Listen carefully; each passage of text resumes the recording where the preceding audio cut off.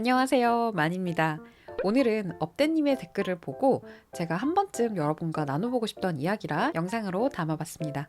너무 열심히 하면 번아웃이 오지 않나? 라는 이 질문에 대한 이야기를 해보려고 해요. 일단 번아웃이 올 만큼 열심히 사는 것도 멋지지만 번아웃이 오기 전에 자신을 잘 돌보는 게 우선이라고 생각을 해요. 근데 다만 그 번아웃이 오기 전까지 어디까지 나를 조금 더 한계까지 밀어붙일 수 있는가는 좀 고민을 해볼 지점인 것 같아요. 왜냐면 우리가 인생을 살다 보면 이게 어중간하게 해서는 답이 없겠다 싶은 순간들이 있을 거라고 생각이 들어요. 뭐 예를 들면 어떤 분께는 간절한 마음으로 목표를 잡고 있는 회사로 취업 준비를 한다거나 건강 상태가 나빠져서 다이어트가 선택이 아니라 필수가 된 상태라든지 이런 여러 상황들이 있을 수 있다고 생각이 들어요. 그래서 남들과 비슷한 노력을 해서는 내가 원하는 것을 이루기 힘들 것 같아서 고군분투를 해야 하는 그런 습관들이 있을 거라 생각합니다. 제게 있어 그런 첫 경험은 바로 미대 입시 준비를 할 때였는데요. 그림이 빨리 느는 학생들의 공통점이란 영상에서도 언급했던 학생들도 같은 목표가 있는 친구들이에요. 왜냐면 미대입시가 솔직히 말하면 운도 따라줘야 되지만 그 운의 크기를 조금이나마 키워줄 수 있는 게 자신의 실력 향상이거든요. 그래서 상위권 학교를 진학을 하는 그리고 그 목표를 좀 잡고 있는 친구들 같은 경우는 영상 속에서 언급한 6가지를 대체로 다 지키고 있습니다. 정도의 차이만 있을 뿐이죠. 물론 학원에서 채워주는 부분들도 있기는 해요. 그 중에서도 특히 많이 그리기, 완성도 높게 그리기 같은 경우는 학원에서 당연히 채워야 하는 부분이기도 하고요. 아무튼 제가 그나마 아는 분야로 한정지어서 좀 이야기를 드리려다 보니까 입시미술에 대해서만 주로 말을 하게 되지만 사실 그 분야가 아니라 할지라도 내가 강렬하게 이루고 싶은 것이 있는 분들이라면 번아웃이 온다 할지라도 내가 할 수 있는 최선으로 내 몸을 불살라서 한번 해봐야겠다라고 마음먹게 되는 그런 타이밍이 인생에서 한 번 혹은 여러 번 있지 않을까 싶어요.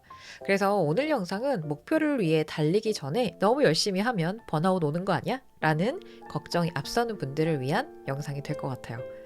서두가 좀 길었네요. 네, 아무튼 제가 제 입시 경험은 너무 오래전 이야기라 조금 더 생생한 이야기를 들려드렸으면 해서 작년 저희 미술학원에서 에이스였던 고3 친구 2명에게 같은 질문을 하고 대답을 들어봤습니다. 참고로 한 친구는 청강대 그리고 다른 한 친구는 상명대에 입학을 해서 재밌게 수업을 듣고 있다고 해요. 그래서 성실하게 입시 생활도 하고 좋은 결과도 냈던 친구들이라서 그림 공부를 하는 분들께 이 친구들의 대답이 도움이 되지 않을까 합니다. 일단 번아웃이 무엇인지부터 아는 게 좋겠죠. 사전적 의미를 찾아보면 한 가지 일에 몰두하던 사람이 정신적, 육체적으로 극도의 피로를 느끼고 이로 인해서 무기력증, 자기혐오, 직무 거부 등에 빠진 현상을 말한다라고 합니다. 그래서 정의를 한번 짚어봤으니까 이제 두 학생의 이야기 경험을 한번 나눠볼게요. 첫 번째 친구는 제 영상에서도 한번 소개를 했던 학생인데요. 입시 준비를 하면서 번아웃과 비슷한 무기력이 오기는 했다고 합니다. 근데 다만 자신의 성격 덕분인지 오히려 좀 더 배우려고 노력했던 것들이 번아웃에서 벗어날 수 있는 원동력이 되었던 것 같다라고 하더라고요. 그래서 그게 어떻게 가능했냐라고 물어보니까 그동안 노력했던 과정이 있기 때문에 지금 힘들어도 조금 더 노력하다 보면 괜찮을 거라는 믿음이 있었다고 해요. 원래 내리막이 있으면 오르막이 있기도 하니까. 그래서 그 이야기를 듣고 저도 나름대로 생각해 봤을 때 원하는 목표를 이루는 친구들을 보면 애초에 포기를 한다라는 그런 옵션 자체가 없는 것 같다라는 생각이 좀 들었었어요. 그래서 너도 그렇니? 라고 물어보니까 맞다고. 지금까지 한 노력이 너무 아까서라도 포기를 못 하겠다.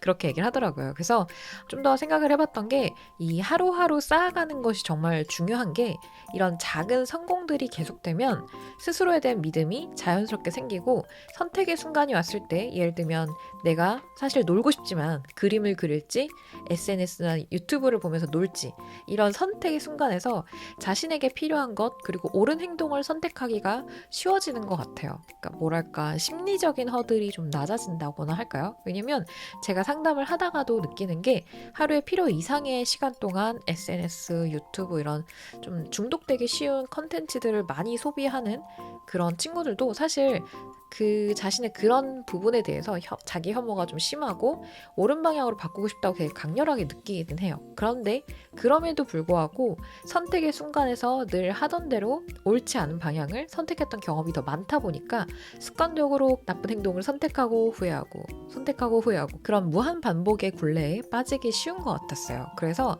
이 친구가 했던 이야기도 뭐든 열심히 노력하는 경험을 쌓는 게 중요한 것 같다고, 그러니까 꼭 그게 그림이 아니라 할지라도 라는 그런 얘기를 하더라고요. 그리고 이 친구가 꼭 전하고 싶은 이야기가 입시에서 중요한 게 칭찬을 잘 흡수하느냐 보다도 지적을 어떻게 받아들이냐인 것 같다. 지적을 잘 받아들이는 순간부터 마인드가 달라지는 느낌인 것 같다라는 이야기를 했었거든요. 근데 정말 빨리 성장하는 친구들은 이렇게 지적을 받았을 때 보면 자존심이 팍 상하거나 속상해하는 그 순간이 표정에서 딱 보여요. 그 마음의 파도가 철썩철썩 치는 그 순간들의 표정이 분명히 보이거든요. 그런데 짧게는 몇 초, 길게는 하루 지나서 쌤 그러면 어떻게 바꿀까요? 그러면 여길 이렇게 바꾸면 좋지 않을까요? 라고 질문을 바꾸거든요. 그게 저도 사실 쉽지 않아요. 그런데 이 과정들을 계속 하는 친구들을 보면 그 시간이 점점 단축이 되고 그리고 결국은 바뀌게 되더라고요. 그래서 결국은 내가 간절하게 원하는 방향으로 바뀌게 되는구나 라는 생각이 좀 들었습니다. 그래서 올해 맡은 학생 중에서도 사실 학기 초부터 이마를 달고 살았던 친구가 있었어요. 전 원래 못해요. 쌤 저는 펜선을 잘 못해요. 이런 이야기를 하던 학생이 있었거든요. 근데 제가 아예 그 말을 원천봉쇄해버렸어요.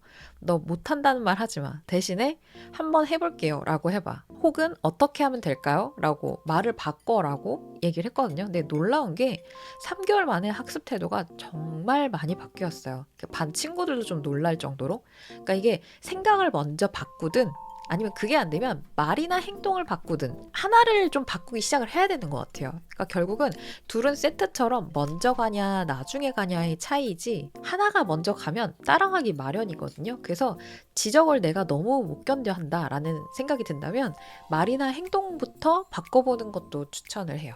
그래서 아무튼 이야기하다 보니 사족이 조금 길어졌는데 두 번째로 소개할 친구의 이야기도 들려드릴게요. 이 친구는 학원에 대체로 제일 먼저 오는 친구인데 올 때마다 아래 편의점에서 꼭 피로 회복을 위한 드링크류나 뭐 커피를 꼭 이렇게 옆구리에 딱 끼고 학원에 딱 왔던 친구거든요.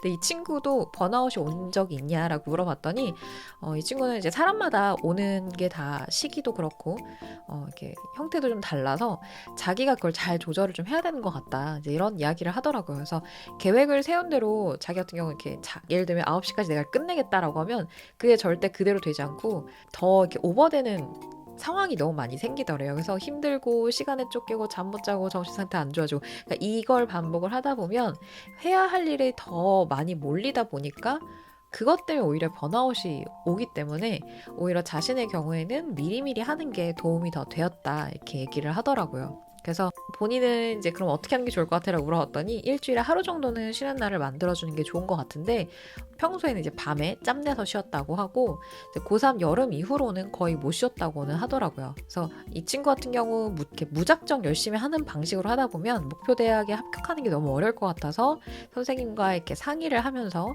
효율을 추구하는 방식으로 이제 입시 마무리 준비를 좀 했다고 하더라고요. 그래서 자신의 부족한 것을 많이 바꿔보면서 하면서 최대한 입시를 즐길 수 있는 이제 그런 상태로 만들면 그런 광기의 상태가 된다고 이렇게 얘기를 하는데 이게 광기의 상태라고 하니까 이게 여러분들이 들어보시기엔 좀 이해가 어려울 수도 있을 것 같아서 제가 설명을 좀 덧붙여 볼게요. 여러분도 자전거를 탔던 경험을 한번 떠올려 보세요. 처음 타면 중심 잡기도 어렵고 1, 2m 가다가 픽 넘어지고 조금 멀리 한 10m 가나 하다가 또 넘어지고 무릎도 까지고 이렇게 막 난 자전거를 너무 못하는 것 같아 멘탈 바사삭 이렇게 되고 하지만 한번 이렇게 시원하게 질주를 하고 나면 그 바람이 얼굴을 가르는 그 느낌이라든지 페달을 딛고 있는 발에서 느껴지는 그런 바닥의 느낌 그리고 해냈다는 희열 그리고 쾌감이 있잖아요. 그러니까 그 짧은 순간이자 성공이지만 굉장히 짜릿짜릿하잖아요. 그러니까 그 쾌감을 다시 맛보고 싶어서 자전거 페달에 다시 딱 발을 올려놓는 것처럼 내가 그림으로 배우고 성장했다는 것을 딱 느끼는 그 순간에 큰 쾌감과 울림이 있거든요. 내가 못하던 것을 하게 되는 그 순간들이요. 근데 그래서 몸이나 정신이 좀 지치는 것과는 별개로 그 쾌감을 다시 맛보고 싶다라는 그런, 굳이 표현하자면 열망이 생기는 거예요. 그래서 몸은 피로한데도 눈에서는 이렇게 총기가 느껴지는, 그래서 그 상태를 이 친구가 광기의 상태라고 표현을 하는 게 아닐까, 이런 생각이 좀 들었습니다. 그래서 오늘 이렇게 두 학생의 이야기를 제 경험과 함께 이렇게 좀 정리를 또 해보자면, 번아웃이 오긴 하지만 오르막이 있으면 내리막이 있듯이 다시 올라갈 수 있도록 자신만의 방법을 찾는 것이 정말 중요하고, 그러기 위해서는 자신을 믿을 수 있도록 조금씩 노력해서 하루하루 작은 성공을 이어나가는 게 좋겠다라는 생각이 들었습니다. 그래서 오늘 이렇게 두 학생의 이야기 그리고 제 생각들을 좀 같이 곁들여서 이야기를 나눠봤는데요. 오늘 영상이 번아웃으로 좀 고민을 하고 있는 분들께 도움이 되었으면 좋겠고요. 우리는 또 다음 주 영상에서 만나겠습니다. 그럼 다음 주에 또 만나요. 안녕.